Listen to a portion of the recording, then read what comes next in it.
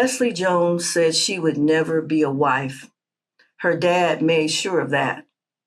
He raised her to need no man. But that is not strength. That is a father who did not know what to say to his daughter. And now she is passing that same wound down to every woman who will listen. And I pray it stops here. Do you have racial preferences when it comes to dating, or are you an equal opportunity barker? Yes, now I am. But before, what was... I think I had kind of turned a little blind eye to the black guys for a little while. Wow. Yeah.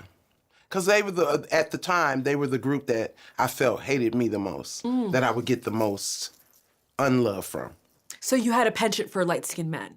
Oh, I do like me a light-skinned man. Oh, still? Still. Got it. Like, and what's a celebrity that comes to mind? Like Boris Kodjoe or? Boris is fine. He's so hot. He's very fine. Who's the other one though? Michael Ealy. Oh, he's fine too. Jesse Williams. He's fine Barack too. Obama. He's fine too. It sounds like you just like men. Yeah, that's it. Especially powerful men. You like a powerful man? I do. So a dominant to your submissive. I'm not submissive. Could you be a trad wife is what I'm asking. Trad wife meaning like I'd be at home and no. Like making Oreos from scratch. I don't absolutely not. Why not? Because that's not who the I am. And my daddy didn't raise me like that. To be a trad wife. To be anybody's wife. My dad used to literally say that to me. I didn't raise you to be somebody's wife. That's so brave. I don't know if it's brave or smart. Most of the people that I know that's gotten married are divorced now. And so really, that's an indictment of the institution. Yeah.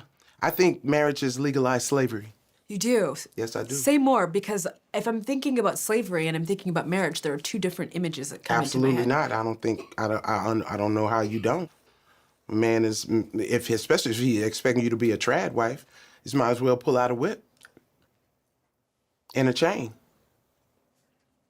Wow. So there are young people watching who might be wanting to get married. What would you say to them? Don't. Don't get married? No. Okay. Oh, God, you are crazy. How am I crazy? You are crazy. You're saying that marriage is a... No, I don't believe in the marriage. No, I don't. So you wouldn't get married? No, and I don't think it's beneficial for a woman at all. If you are a Black woman who wants to get married, who believes in the institution of marriage, who prays for a husband and a family, this video is directly for you. Because right now, there are voices in our community telling you that wanting those things makes you weak. And some of those voices are getting millions of views. Every woman who tells you not to get married is not doing it out of wisdom. She is doing it out of pain. And there is a difference between those two things that could cost you everything you actually want. Here's the first thing I need you to understand. When someone has never built the thing they are telling you not to want, you have to question the source. I come from women who build it. I have an aunt who was married to the same man for over 50 years. I have cousins who have been married for over 40 years, happy, stable, and still going strong. And another aunt who went through a painful first marriage, lost her second husband, and still in her late 70s said yes again. Still married at 89 or 86 years old. She never closed the door. She never told younger women to stop hoping. Those women are in your community. They are in your church. The question is, whose voice are you letting in? Now, someone will say, well, maybe Leslie is just speaking from what she has observed. But observing something from the outside is not the same as living it. And the women I just described, they lived it. They did not comment on marriage from a distance. They built it, fought for it, and some of them rebuilt it. That is who you take your counsel from. You would not take financial advice from someone who has never built wealth. Apply that same principle and standard to the voices speaking into your marriage decisions. The issue goes deeper than the advice, though. We need to talk about where this all started for Leslie. Leslie said it herself. Her father raised her not to be somebody's wife. He told her that directly. And while we cannot know exactly what was in his heart, what grew from that seed is now being broadcast to millions of women, including your daughters, as if it were true. Here is what I believe happened. A father looked at his daughter. Maybe she does not fit what the world calls beautiful. And instead of speaking into her, instead of telling her she is worthy of love exactly as she is, he builds a wall around her. He tells her she doesn't need a man. He tells her she was not raised to be somebody's wife. In his mind, maybe he thinks he is protecting her, but he is actually programming her to reject the very thing she probably wanted most. And I want to say what nobody else is saying. There is a colorism conversation running underneath all this. When you are a dark-skinned Black woman in this country, the world has already written a story about your beauty. If your father does not counter that story, if he does not look at you and say, you are beautiful, you are worthy, someone is going to want you, you walk out into the world carrying that weight.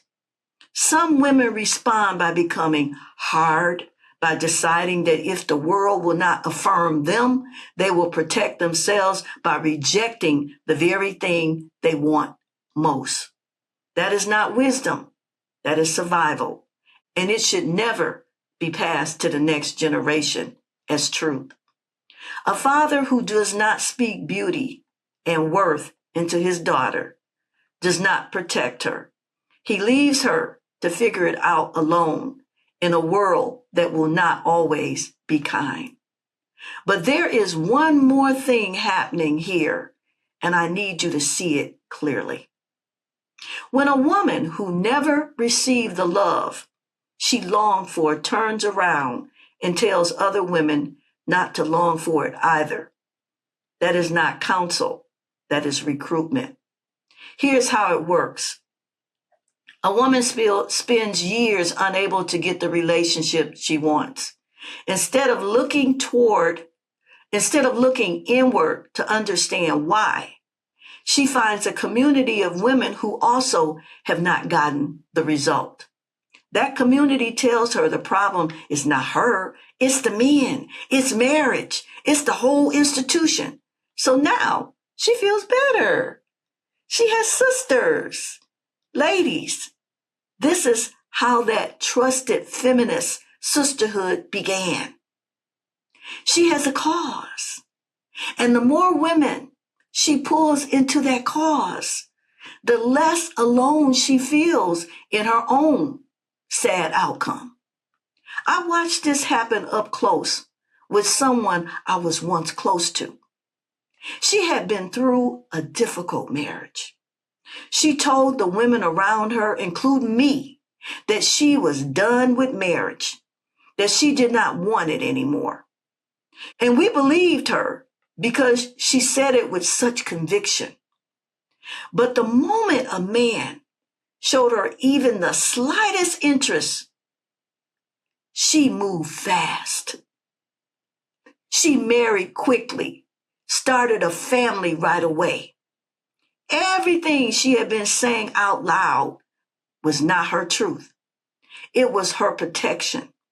And while she was busy guarding herself, she was also guarding every woman who had been listening to her, guarding them from and keeping them from what they wanted. That is exactly what is happening on a much larger scale right now. And if you do not recognize it for what it is, you will absorb it as truth It is a lie. Do not let a woman's unhealed rejection become the blueprint for your bright and promising future. If a woman wants to share what went wrong in her marriage so you can learn to do better, listen to her. That is wisdom earned through real experience. But a woman telling you not to want what she herself could not have is not giving you counsel. She is handing you her limitations, boundaries built on broken ground and false data. And you were not built to live under someone else's shadow. And here, and before I close, I want to speak directly to Leslie and women like her. Leslie, we see you. And I mean that sincerely. I believe there is a woman underneath all of that noise who still wants to be loved, really loved. And if that is true, I want you to know that it is still available to you. Marriage is still available to you, Leslie. Being chosen is still available to you. Don't let what was spoken over you as a little girl be the final word over your life. I want to encourage you to find a community, Leslie, that will tell you the truth and love. Not a sisterhood that rides alongside your pain and calls it power. Not people who are laughing at you while pretending to laugh with you.